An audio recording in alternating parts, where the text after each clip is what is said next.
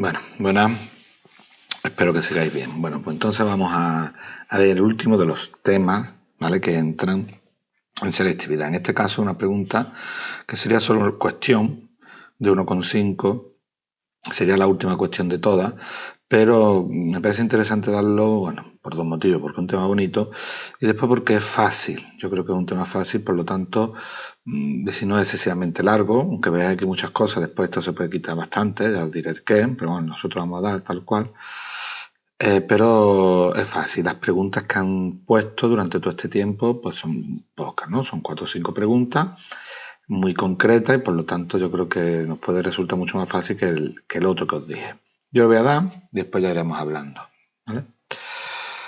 Bueno, pues el tema es el siguiente: es la dictadura de Primo de Rivera, 1923, vamos a ver, 1900, ahora, aquí, la dictadura de Primo de Rivera, 1923-1930. Veis que parece que hemos dado un salto en el tiempo. Bueno, no tanto, ¿no? Os lo pongo aquí un segundito para que veáis un poco esto, el esquema. Fijaros que nosotros hemos dejado nuestra historia. Acordáis que nosotros vimos la historia anterior hasta 1898, la crisis del 98. Bueno, pues estos 3 años, si queréis, si no los saltamos. Y ahora, no es que empecemos aquí, pero sí está inserto dentro de la monarquía de Alfonso XIII. Alfonso XIII entra con 16 años a gobernar, a reinar España en 1902 y va a estar hasta 1931, hasta aquí, ¿vale? Porque esto ya sería otro periodo, que es la Segunda República. Todo esto es como se dice, es el reinado de Alfonso XIII, ¿vale? Alfonso XIII. Dentro de ese reinado, a partir de 1923, es donde se da la dictadura de Primo de Rivera. Está dentro de esta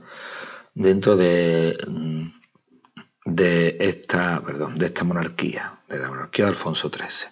Por lo tanto, como la primera pista, pues ya sabemos que Alfonso XIII va a ser rey, mientras Primo de Rivera va a ser dictador. No suena un poco raro, pero bueno, ahora lo veremos qué significa exactamente eso, ¿vale? Bueno, aquí tenéis algunas fotitos que he puesto por aquí, algunas fotos de Alfonso XIII. Me hubiera gustado esto darlo bastante más tranquilo, porque la verdad que tiene muchas cosas, tiene muchas cosas, insisto. Alfonso XIII se dice que es el único rey que era rey desde que nació. Ya sabéis que nació su padre, Alfonso XII, ya estaba muerto, y por lo tanto, bueno, ¿no?, va a ser rey, aunque va a haber una regente, María Cristina, y después en 1902, cuando cumple la mayoría de edad, que ya sabéis que la mayoría de edad son 16 años, es cuando él se hace el rey de España. Entonces aquí lo tenéis con esta foto, ¿no? Y aquí con su mujer, Victoria Eugenia de Battenberg. Bueno, bastante cornúa la mujer, La verdad que Alfonso XIII tiene bastante amantes y en muchos casos es un vividor. Aquí os pongo como algo curioso, y bueno, y ya empiezo con el tema, ¿vale? Pero bueno, por situarnos, algo curioso, esta mujer de aquí, que es una de sus amantes. Aquí está Carmen Ruiz Moragas, una de las amantes del rey, del cual se le conoce que tuvo 2 hijos. ¿Vale? María Teresa y don Leandro. Por eso se dice don Leandro. Bueno, pues don Leandro es este hombre luchó para que se le reconociera que era hijo del rey, hijo ilegítimo si queréis, ¿vale? Hijo del rey. Por lo tanto, ese hombre es hijo de esta mujer y de Alfonso XIII, y actualmente pues lleva el apellido de Borbón, porque se le reconoció como hijo de Alfonso XIII. Y aquí está, fijaros, saludando a esta mujer, pero lo que me interesa sobre todo este hombre, que es el abuelo del rey actual, don Juan, hijo de Alfonso XIII, don Juan, que lo reinó, ya hablaremos, y su mujer, que es esta de aquí, la mujer de este hombre, ¿vale? La abuela del rey actual. Por lo tanto, hombre, ya nos vamos acercando a todas estas cosas. Ya sabéis que Alfonso XIII sería el bisabuelo del rey actual. Alfonso XIII es el bisabuelo del rey actual. Este sería el abuelo, don Juan, que es el padre de Juan Carlos, que a su vez es el padre de Felipe VI. Bueno, una historia bastante interesante. Alfonso XIII morirá fuera de España, y bueno, luego al final diré algunas cositas de Alfonso XIII, porque me parece bastante interesante la vida y obra de este hombre. Pues empezamos, ¿vale? Esto si queréis, esto ya pues deberíais, esto de a partir de aquí lo vamos copiando. Bueno, pues que nos suena que a partir del 23 de septiembre de 1923 se da un golpe de Estado que va a poner fin a la Restauración. Ya sabéis que después de 1898 la Restauración pues va a ir cayendo, bueno, poquito a poco, pero va a ir cayendo en picado, va a ir entrando cada vez más en crisis, porque ¿cómo se dice? Este sistema de restauración ya estaba agotado, estaba totalmente agotado, pero que va a ser un agotamiento poquito a poco, es decir, desde el 1898 hasta 1923, pues se va a ir agotando este sistema de restauración. Entonces este golpe de Estado, Primo de Rivera, al final es el que va a poner fin a este sistema.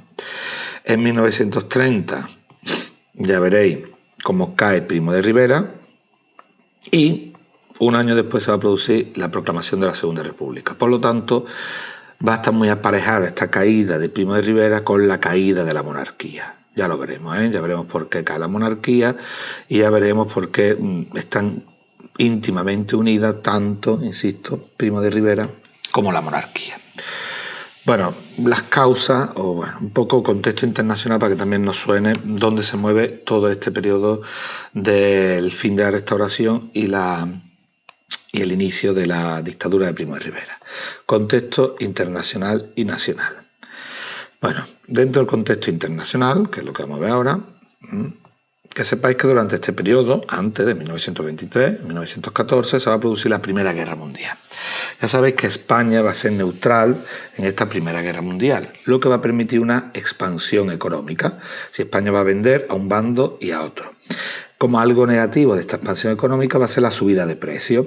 ¿Por qué? Porque los productos se van a ir fuera de España, por lo tanto los productos que quedan dentro de España son más caros.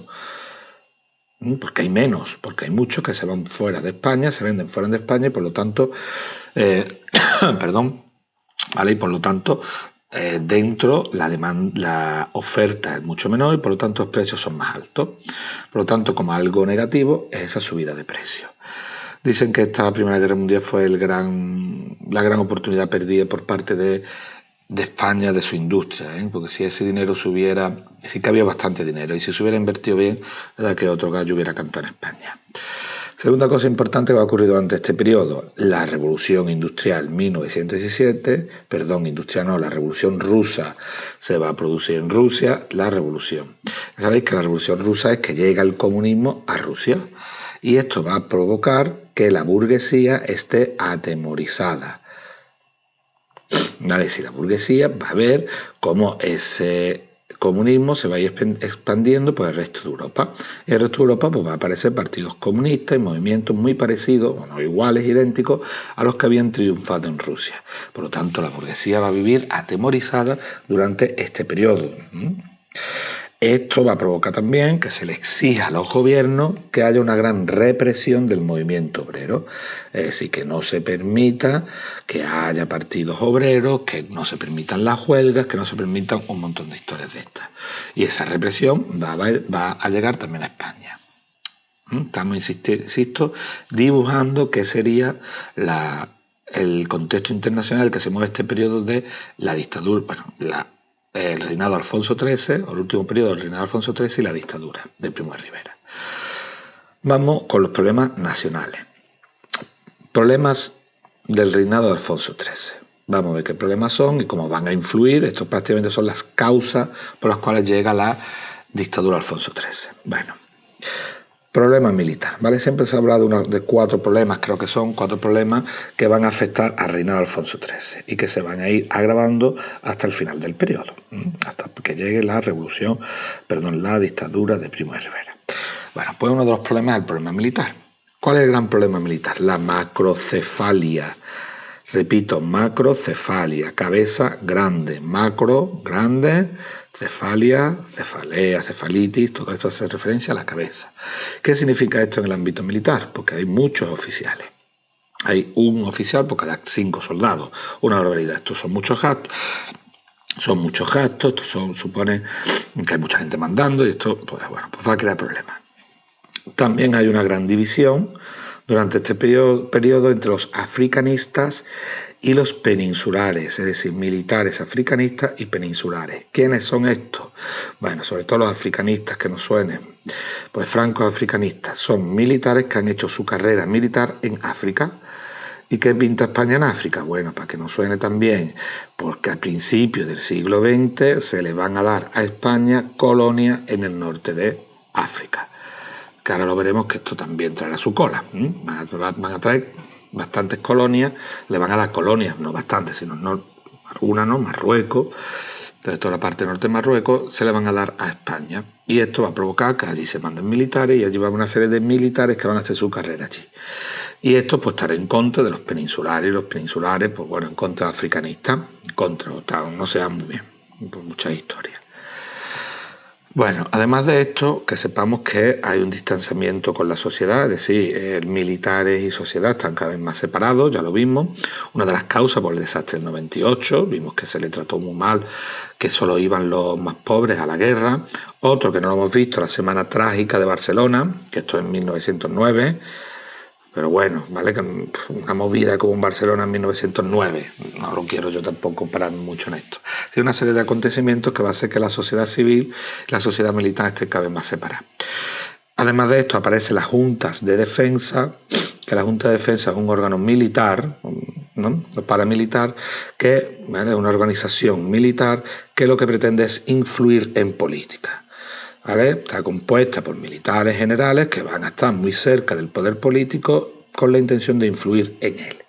Y esto es importante porque rompe algo que Cánovas tenía muy claro. No sé si os acordáis que una de las cosas que tenía clarísima Cánovas, que era que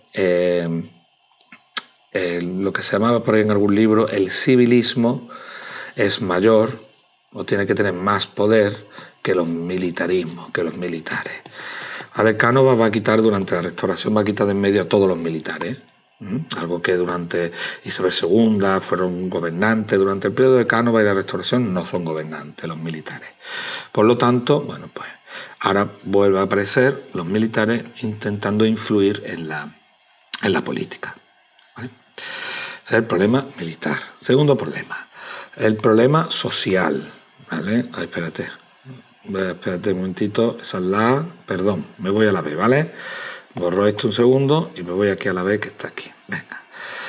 Problema político también, que es la famosa asamblea de parlamentarios. ¿Vale? Hemos visto el problema militar y ahora me vamos aquí, que es el problema político. Venga, ¿qué es la asamblea de parlamentarios? Pues la reunión de 80 parlamentarios en Barcelona, ¿vale? Que pedían una reforma constitucional. Es decir, ellos se quitaron del medio de Madrid, se fueron a Barcelona, dijeron que ellos eran el auténtico Parlamento español y allí pedían que se hiciera una reforma constitucional. ¿Vale? Una revuelta, en toda regla, porque ellos dicen que ellos son los únicos representantes de los españoles. No son todos catalanes, ¿eh? Aquí había de todo tipo, pero se fueron a Barcelona. Bueno, pues esta asamblea de parlamentarios fue disuelta, pero sí es verdad que esto va a provocar que haya una crisis continua en el gobierno de España. Fijaros, entre 1917 y 1923 hay 13 crisis de gobierno. 13 crisis de gobierno significa 13 cambios o más, ¿vale? De varios ministros, de presidentes de gobierno, etcétera. Una situación muy inestable, ¿vale? Muy inestable. Bueno, pues aquí tenéis la imagen de esta asamblea de parlamentarios de 1917, ¿vale? Estos son los parlamentarios reunidos y pidiendo al gobierno central que hubiera un cambio de política. Bueno, pues seguimos, ¿vale? Venga. Siguiente problema, este es más importante, el problema social, ¿vale? Este es un poco el de los más importantes. Problema social. Venga, ¿qué significa el problema social? Pues significa todo lo que hemos hablado anteriormente de la Revolución Rusa en 1917 y todos los problemas que hay alrededor alrededor del mundo obrero. Huelga general de 1917. Primer problema social. Bueno, que nos suene. La CNT y la UGT son dos sindicatos.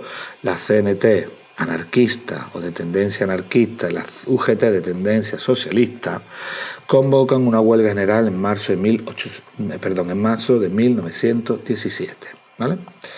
Una huelga general. Cuidado con la huelga general. Las huelgas generales, cuando se convocaban, bueno, la Revolución Rusa comienza con una huelga general. Por lo tanto, una huelga general es mucho más que una serie de obreros que van a protestar. Es bastante más. Es casi pedir un cambio de régimen. Por lo tanto, esto va a tener, ¿no? Cada vez que se decía una huelga general en este periodo, se le ponían los pelos de punta al gobierno. Bueno, pues esta huelga general va a tener éxito en las zonas industriales y mineras, pero no se va a sumar el campo, es decir, los agricultores no se suman a esta huelga general, por lo tanto no va a triunfar, pero sí va a haber una gran represión por parte del gobierno, una gran represión. Se van a detener a dirigentes obreros, se van a detener a trabajadores, etc. Vale, aquí tenéis un par de imágenes que me gustan mucho.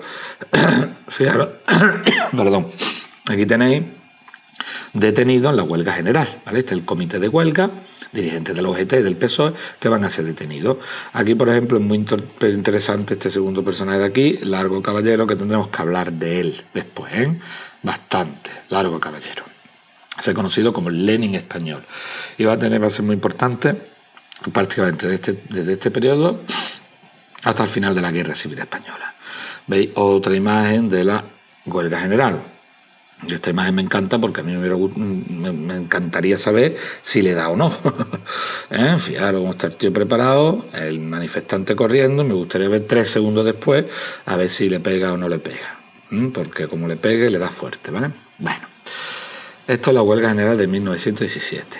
Pero los problemas sociales no acaban aquí, sino que van a continuar hasta que llega Primo de Rivera. Vale, esto va debajo, lo copié debajo, porque va a haber un recrudecimiento de la conflictividad social.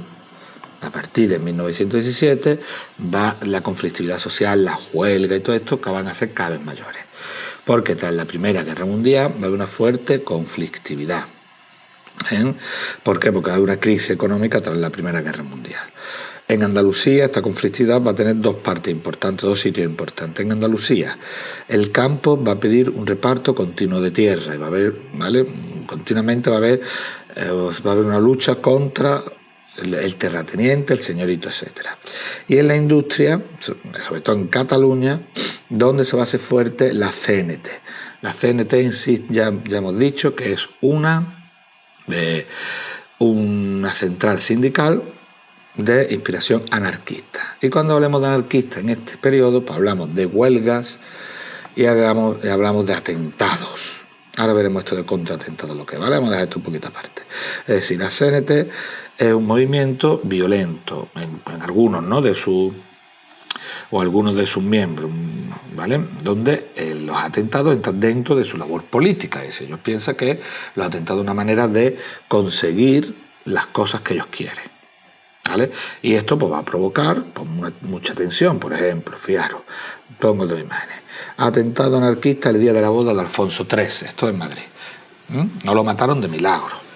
Esto es el día de la boda de Alfonso XIII, le tiran una bomba desde un piso de Madrid y no le da a Alfonso XIII porque rebota en unos cables. Nos va un poquito más tarde, 1921, asesinato de un presidente del gobierno, Eduardo Dato, presidente del gobierno, 1921, que va a ser asesinado también por un anarquista.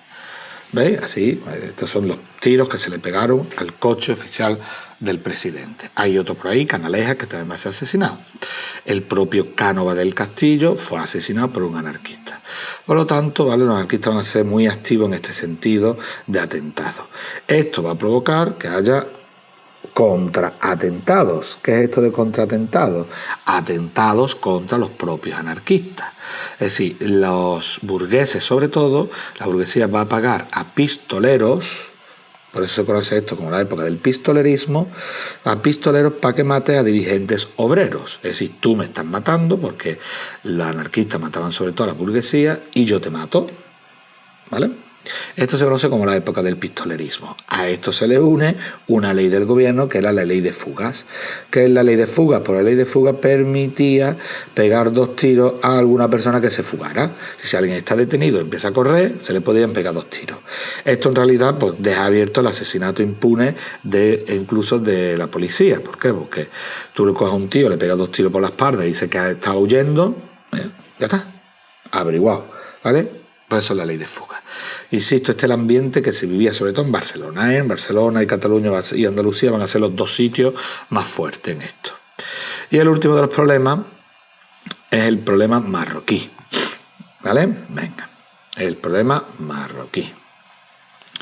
Ya sabemos que en el norte de Marruecos, lo he dicho anteriormente, es una colonia española. ¿Vale? Se le va a dar, a partir de 1906, se le va a dar un trocito de esto a España. Pero España se va a encontrar una resistencia en el Rift, que se llama así, bueno, en el norte, en las montañas del norte, se va a encontrar una resistencia por parte de las personas que vivían allí, de los marroquíes, para la conquista o para el dominio efectivo de ese territorio. Esto va a provocar que nosotros tengamos que mandar allí soldados y tengamos que conquistar ese territorio. Bueno, pues dentro de esa conquista se va a producir el desastre de Anual.